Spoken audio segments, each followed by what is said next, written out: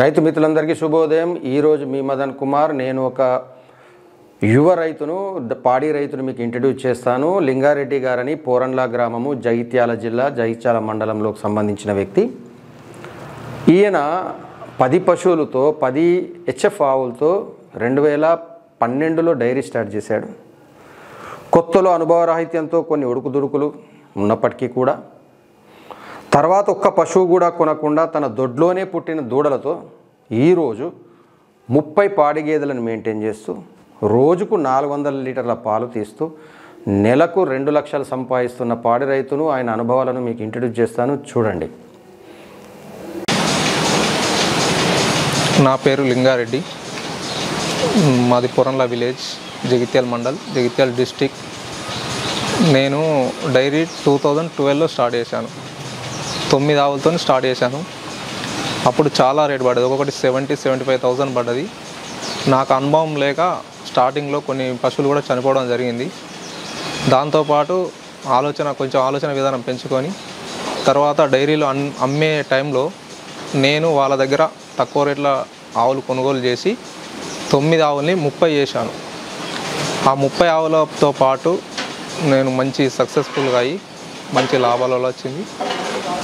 దానికి తోడు మనం ఏదో పెట్టి ఎక్కడో ఉంటే ఈ వ్యవస్థ నడవదు.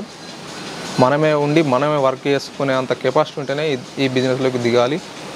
వర్కర్ల మీద నమ్మితే వాళ్ళు దీనికి చేయరు. వాళ్ళు ఒకరోజు వెళ్ళిపోయినా కూడా మనం చేసుకునేంత శక్తి కానీ ఉండేటట్టు ఉంటేనే ఈ బిజినెస్లోకి రావాలి. ఇప్పుడు పర్లేదు, నా దగ్గర ఇప్పుడు 30 పశువులు ఉన్నాయి. రోజుకు 300 నుంచి 400 లీటర్ల పాలు వస్తాను. పర్లేదు, ఇప్పుడు ప్రాఫిట్ బాగానే ఉంది. కాకపోతే వర్కర్ల ప్రాబ్లం ఉన్నప్పుడు మనం తట్టుకునే శక్తి ఉంటేనే ఈ బిజినెస్ మనం మెయింటైన్ చేయాలి, లేదంటే మనతో కాదు. మా డైరీ ఫామ్లో మేపు విధానం సూపర్ నేబియన్, జల్లగంగ, మొక్కజొన్న చొప్ప, కంకులు తీసినదే ఓన్లీ చొప్ప 3. మేము జల్లగంగ కానీ సూపర్ నేబియన్ కానీ 50% పచ్చిగడ్డి, 50% ఎండుగడ్డి 2 మిక్సింగ్ చేసి చాప్ కట్టర్లో పట్టి పోస్తాం.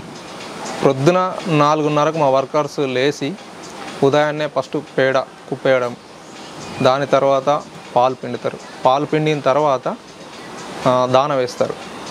దాన వేసిన తర్వాత ఉదయం 9 గంటల లోపే ఆవులకు మేత వేస్తారు. 9 గంటల నుంచి మినిమం అవి మధ్యాహ్నం 2 గంటల వరకు ఒక హాఫ్ అన్ అవర్లో తినేస్తాయి. తిని రెస్ట్ తీసుకుంటాయి, మంచి పడుకొని రెస్ట్ తీసుకుంటాయి. 2 గంటలకు లేపి మళ్ళీ యథావిధిగా 2:30 కల్లా మళ్ళీ దానేస్తారు. 4:30-5 గంటలకు పాలు పిండడం స్టార్ట్ చేస్తారు. పాలు పిండడం కాగానే మళ్ళీ దానేస్తారు. అయితే ఎక్కువ మంది ఏం చేస్తారంటే ఎక్కువ వాళ్ళకు తక్కువ వర్కర్లను పెట్టి ఉదయం 12 గంటల వరకు పనిచేస్తారు. 12 గంటల వరకు పనిచేసి 12 గంటలకు గడ్డి వేస్తే 2:30కు మళ్ళీ లేపితే దానికి రెస్ట్ సరిపోదు, అది పాలు తక్కువ ఇస్తుంది. అందుకొరకే మేము వర్కర్లకు బాడని పడకుండా వర్కర్లను ఎక్కువ పెడతాను. నేను పెట్టి 9 గంటల వరకు నా షెడ్లో మొత్తం పని అయిపోవాలి. 9 గంటలకు పని అయిపోయిందంటే అది మంచి రెస్ట్ తీసుకొని నెమరేస్తే యథావిధిగా యాక్టివ్ ఉంటుంది, పాలు బాగా బ్రహ్మాండంగా వస్తాయి. లేదనుకుంటే ఒక వర్కర్ని తగ్గిస్తే ఒక మంత్లీ 10,000 తగ్గుతుంది. 10,000 తగ్గుతుంది కానీ పూర్తి ఆవులకు రెస్ట్ దొరకదు, పాలు రావు. అందుకొరకనే ఎప్పుడు కూడా 9 గంటల వరకు 9:30 లాస్ట్ పని మొత్తం కంప్లీట్ అయిపోవాలి. అది పడుకొని రెస్ట్ తీసుకున్న తర్వాత ఆవుల్ని 2 నుంచి 2:30 వరకు లేపకూడదు. 2:30కి లేచినాయి అనుకోండి, 4 గంటల వరకు అన్ని పనులు అయిపోవాలి. మళ్ళీ 6 గంటల వరకు మేత కంపల్సరీ వీటికి ఉండాలి. 6 నుంచి 6:30కే మేత తినేసి పడుకుంటే నైట్ అంతా రెస్ట్ చేసుకుంటే ఉదయాన్నే 4 గంటలకు లేపుతారు. కాబట్టి వర్కర్లను ఎప్పుడు కూడా కరెక్ట్ మెయింటైన్ చేసి, వర్కర్ ఎప్పుడు కూడా ఒక 10,000 తగ్గుతాయని వర్కర్ని తక్కువ పెట్టుకోకూడదు. వర్కర్లు ఎక్కువ ఉండాలి, కరెక్ట్ టైంలో పని కావాలి. 1 లీటరు పాలు ఇచ్చే ఆవుకు 1/2 కేజీ దాన, మినిమం 10 లీటర్లు ఇచ్చే ఆవు ఉంటే 5 కేజెస్. ఒక పొంటకు 10 లీటర్లు ఇస్తే కనుక ఒక పొంటకు 5 కిలోల దాన వేస్తేనే అది మన దగ్గర నెక్స్ట్ ఈతలో మంచిగా ఈని పాలు అధిక దిగుబడి ఇస్తాయి, మనకు లాభాలు కనిపిస్తాయి. కొంతమంది ఏం చేస్తారంటే దాన రేట్లు పెరిగినాయని దాన వేసుడు బంద్ చేస్తారు. నేను పెరిగినా దిగినా ఎప్పుడు కంటిన్యూ వేస్తూనే ఉంటాను. అందుకే నేను ఈరోజు ఈ లాభాలలో ఉన్నాను. నేను ఫీడ్ అనేది మొక్కజొన్న రోజుకు క్వింటల్‌న్నర ఇస్తాను. పెసర పప్పు చున్ని అది ఒక క్వింటల్ ఇస్తాను. పత్తి కాటన్ ఒక 50 కిలోలు, రోజుకు ఒక 3 క్వింటల దాన ఇస్తాను. ఒక్కొక్క పశువుకు పొంటకు 5 కిలోల దాన ఇస్తాను, పొడి దాన. మొత్తం కలిపి రోజుకు 3 క్వింటల దాన ఇస్తాను.